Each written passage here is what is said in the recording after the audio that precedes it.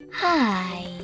In front of me is TECNO Camon 18 Premiere, and today I would like to show you how you can switch on or off adaptive brightness. First of all, go into Devices Settings and tap on Display and Brightness right away. Then select this gray switcher next to Adaptive Brightness feature. And as you can see, after that the switcher turned blue. That means that auto brightness is on, but you can always switch it off by clicking on the same switcher again.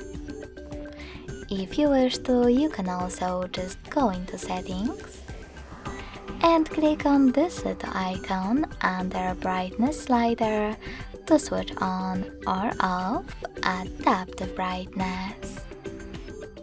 Thanks so much for watching. If you enjoyed this video, don't forget to leave a like, comment and subscribe.